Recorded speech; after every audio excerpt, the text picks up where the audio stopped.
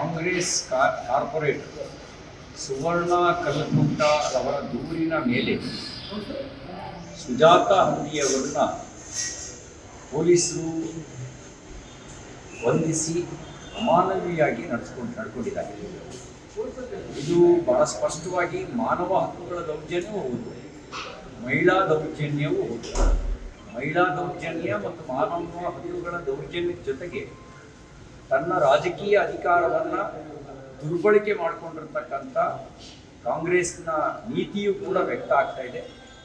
ನಾನು ಈ ತಪ್ಪಿತಸ್ಥ ಅಧಿಕಾರಿಗಳ ಮೇಲೆ, ಅಮಾನವೀಯವಾಗಿ ಹೆಣ್ಣು ಮಗಳ ಮೇಲೆ ದೌರ್ಜನ್ಯ ಎಸಗಿರ್ತಕ್ಕಂಥ ಯಾವ ಪೊಲೀಸರಿದ್ದಾರೆ, ಪೊಲೀಸ್ ಅಧಿಕಾರಿಗಳಿದ್ದಾರೆ, ಅವ್ರ ಮೇಲೆ ಕ್ರಮ ಆಗಬೇಕು. SIR ಅದು ಚುನಾವಣಾ ಆಯೋಗದ ನಿರ್ದೇಶನದ ಅನ್ವಯ PLO ಮ್ಯಾಪಿಂಗ್ ಮಾಡ್ತಾರೆ. PLO ಕಾರ್ಯಕ್ಕೆ ಅಡ್ಡಿಯನ್ನುಂಟು ಮಾಡಿದ್ದು ಸ್ಥಳೀಯ ಕಾರ್ಪೊರೇಟರ್ ಸುವರ್ಣ ಕಲ್ಕುಂಟ. ಅದ್ರ ಜೊತೆಗೆ ಯಾರು PLO ಪರವಾಗಿ ನಿಂತು, ಮ್ಯಾಪಿಂಗ್ ಪರವಾಗಿ ನಿಂತು, ಅವರು ನಿಂತಿರೋರ ಮೇಲೆ ಸುಳ್ಳು ಪೊಲೀಸ್ ಕೇಸನ್ನು ಹಾಕಿ ಅವ್ರ ಮೇಲೆ ದೌರ್ಜನ್ಯ ನಡೆಸಿ ಒಂದು ಮಾನವೀಯ ಜಗತ್ತು ತಲೆ ತಗ್ಗಿಸುವಂತೆ ನಡ್ಕೊಂಡಿದ್ದಾರೆ. ಪ್ರಜಾಪ್ರಭುತ್ವ ವ್ಯವಸ್ಥೆಗೆ ವ್ಯತಿರಿಕ್ತವಾಗಿ ಇವರು ನಡ್ಕೊಂಡಿದ್ದಾರೆ.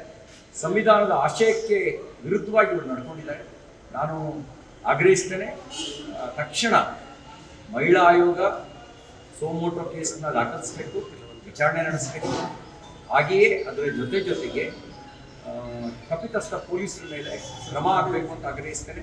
ಸುಳ್ಳು ದೂರು ಕೊಟ್ಟಿರ್ತಕ್ಕಂಥ PLO ಕಾರ್ಯಾಚರಣೆಗೆ ಅಡೆತಡೆ ಉಂಟು ಮಾಡಿರ್ತಕ್ಕಂಥ ಕಾಂಗ್ರೆಸ್ನ ಕಾರ್ಪೊರೇಟರು ಸುವರ್ಣ ಕಲ್ಕುಂಟ ಮೇಲೂ ಕೂಡ ಕ್ರಮ ಕೈಗೊಳ್ಳಬೇಕು ಅಂತ ನಾನು ಆಗ್ರಹಿಸ್ತೇನೆ. ಪೊಲೀಸರಿಗೆ ಕೇಳಕ್ಕೆ ಬಯಸ್ತೇನೆ, ನೀವು ಸುವರ್ಣ ಕಲ್ಕುಂಟ ಅಡಿಯಾಳ ರೀತಿಯಲ್ಲಿ ವರ್ತನೆ ಮಾಡಿದ್ದೀರಿ, ಮಾನವೀಯ ಜಗತ್ತು ತಲೆ ತಗ್ಗಿಸುವ ರೀತಿಯಲ್ಲಿ ವರ್ತನೆ ಮಾಡಿದ್ದೀರಿ.